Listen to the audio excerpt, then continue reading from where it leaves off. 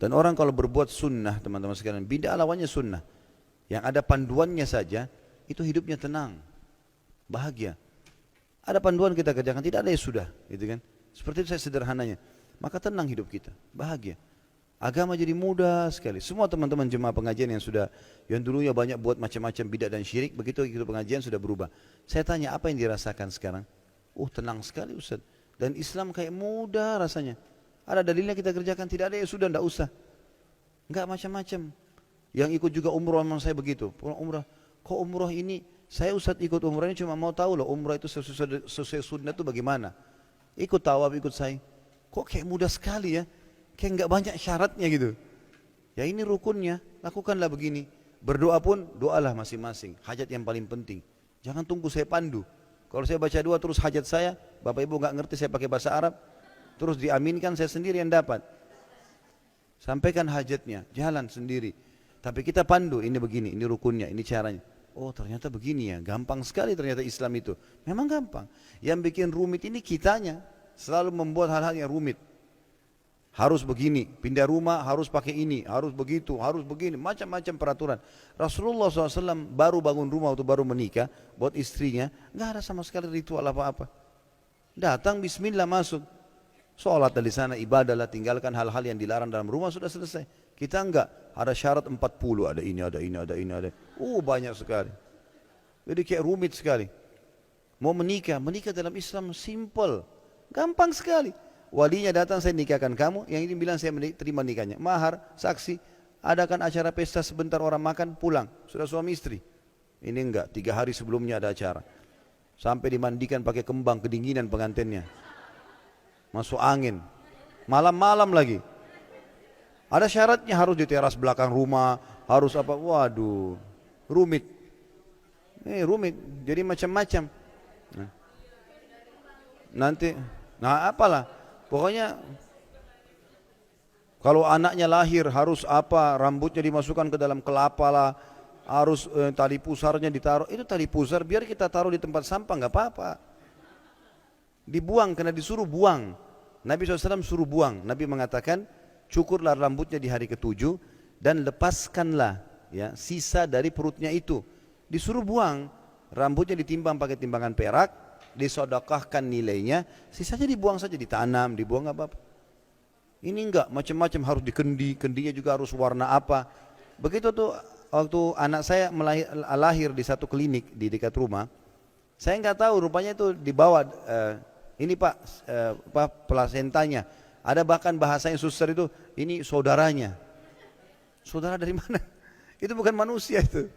Itu cuma plasenta yang menyambung antara si ibu sama bayi. Kalau dia makan apa-apa, dia minum apa, kan disalurkan ke situ untuk bayinya. Ini enggak, dianggap saudaranya. Saudara dari mana ini? Kan jadi kemana-mana gitu ya. Karena sudah jauh dari agama, jadi kemana-mana. Ini kalau kita mau jabarkan banyak sekali gitu. Banyak sekali. Ada yang mengaku saudaranya buaya. Ya, saya dengar begitu. Nanti saudaranya buaya, saudaranya sering datang dulu ketemu neneknya lah di belakang rumah lah segala. Dari mana hukumnya manusia bisa punya saudara dari buaya itu? Manusia ya manusia, nggak bakal pernah bisa, gitu kan? Nggak mungkin gitu loh. Maka ini kadang-kadang kemana-mana bahasannya, karena sudah ditarik ke situ, padahal sebenarnya tidak ada. Buaya ya buaya, manusia ya manusia, hewan-hewan, ada alamnya sendiri kan gitu. Bahkan ada manusia, sekarang ada ilmuwan saya lihat cuplikannya, mereka coba mengadakan jadi gen itu bukan hanya ke manusia, tapi dicoba manusia ke hewan misalnya. Tidak jadi manusia, tidak jadi hewan, rusak, mati, cacat. Kuasa Allah SWT. Bagaimana bisa ada punya saudara sempurna, buaya putih, buaya ini dan seterusnya. Ini subhanallah, harusnya bisa diperbaiki ya. Tapi sayangnya kita benda turun-temurun. Sampai ada neneknya mengatakan itu kau jangan lupa kita ini keturunan buaya. Jadi mudah-mudahan saja bisa dipahami, diperbaiki ya. Saya tidak bermaksud siapapun ya, karena saya tidak tahu ini ya. Saya cuma mengatakan apa yang saya dengar dan saya disampaikan. Karena banyaknya yang terjabarkan ini, kalau kita buka pintunya, nggak kembali kepada syariat Islam, nanti kemana-mana ini. Apa saja bisa jadi. Dan manusia suka ngarang-ngarang. Sekarang gini, kita jalan di jembatan nih.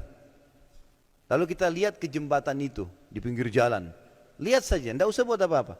Nanti kalau ada orang lewat di sebelah kita, dia juga ikut lihat tuh. Saking mau tahunya. Kita nggak ngomong apa-apa nih, kita jalan nih. Sebentar, belum selesai. Jadi pada saat kita lihat, kita nggak ngomong apa-apa, mungkin cuma kita lihat air ya, jalan. Ini orang penasaran, tadi itu orang lihat apa, dilihat-lihat sama dia. Nanti orang ketiga lewat, ada apa? Oh tadi ada gelembung air. Apalah, padahal tidak ada apa-apa. Nanti dia pergi, orang keempat datang, oh tadi ada buaya. Ini panjang ceritanya. Nanti ada hantu nenek-nenek lah, apalah. Nah, kan begitu. Satu kampung jadi tahu, takut lewat situ kalau malam Jumat. Karena begini dan begini. Karena begitu, dan mulut ke mulut. Dalal tidak ada apa-apa. Sungai itu, bumi ini makhluknya Allah, nggak ada hubungannya. Ya, jadi harusnya kita pahamin. Dan seorang muslim harus kembali kepada kemuliaan Islam. Islam harus ditradisikan, bukan tradisi diislamkan. Harus kita ganti. Kalau tradisi kita sudah dengan Islam, kita terima. Kalau tidak, ya kita ubah. Karena setelah Islam datang, Nabi SAW menghapus semua tradisi jahiliyah. Waktu beliau bebaskan kota Mekah, lalu beliau kumpulkan masyarakat Quraisy di depan bukit Safa, sambil beliau berkata, ketahuilah, semua tradisi jahiliyah di bawah telapak kakiku. Kata Nabi SAW, tidak ada lagi. Tawaf telanjang, waktu itu orang mereka tawaf sambil bersiul, tepuk tangan. Awalnya tawafnya Nabi Ibrahim AS bagus, pakai baju segala macam. Mereka kembang-kembangkan sendiri tuh. Rupanya untuk menjadikan masyarakat Mekah supaya hidup, mereka syaratkan, penduduk Mekah itu syaratkan, harus beli baju dari Mekah baru boleh tawaf. Kalau bukan buatan Mekah nggak boleh tawaf. Yang tidak punya uang beli, telanjang. Begitu. Dan Nabi SAW, Mekah itu masih terus di dekat Ka'bah tawaf telanjang sampai pembebasan kota Mekah. Itu sudah tahun 8 Hijriah, Nabi sudah hijrah, baru Nabi waktu bebasin Mekah baru kasih peraturan. Tidak ada lagi tawaf telanjang mulai hari ini. Enggak ada siul-siul, enggak ada tepuk tangan dalam tawaf. Semuanya takbir, tahlil, beristighfar kepada Allah. Diubah ke Islam, tradisi-tradisi mereka. Suka taruh patung-patung, Nabi hancurin semua patung-patung mereka. Enggak ada patung. Enggak boleh lagi kesyirikan, dibersihkan semuanya. Jadi dihapus. Makanya tadi saya bilang yang benar Islam kita tradisikan. Makan, minum, pakaian, pergaulan, pendapatan, semua Islam. Udah, selesai. Mau suku saya bilang apa, sesuai saya ikuti. Tidak, ya kita ubah.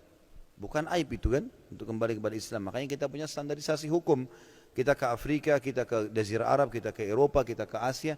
Sama, duhurnya sama, sholatnya, waktunya, kewajiban dalam sholat itu kayak wudu, hadap kiblat, tutup aurat semua sama. Yang batalin sholatnya semua sama, waktunya semua sama. Nggak ada bedanya. Standarisasi semua. Azan sama semua azannya. Sholat imamnya sama semua. Caranya. Bacaan Qur'annya sama, tinggal pilih surah apa yang dia mau. Nggak ada bedanya orang Islam itu. Dari suku manapun dia. Nah itu yang semestinya kita bisa terapkan.